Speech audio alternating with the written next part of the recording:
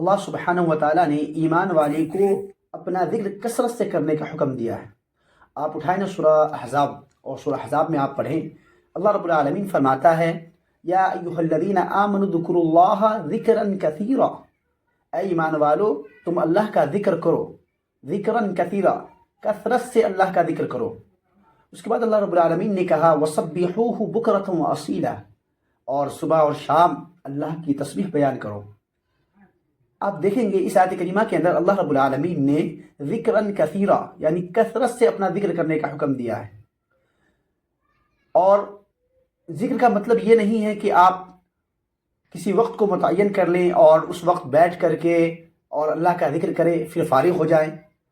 بلکہ اللہ کے ذکر کا مطلب یہ ہے کہ آپ سوتے جاگتے، اٹھتے بیٹھتے یا کہیں چلتے پھرتے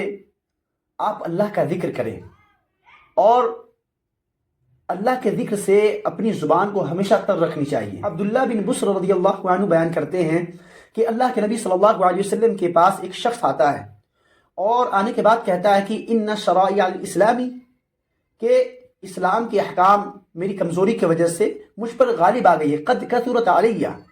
اسلام کے جو احکام ہیں میری کمزوری کی وجہ سے مجھ پر غالب آ گئی ہے، فاخبرنی بشیء اتشبت بہ، آپ مجھے کوئی ایسا عمل بتا دے، یعنی کوئی آسان عمل بتا دے جس پر میں ہمیشہ قائم رہوں، اس پر عمل کرتا رہوں۔ تو اللہ کے نبی صلی اللہ علیہ وسلم فرماتے ہیں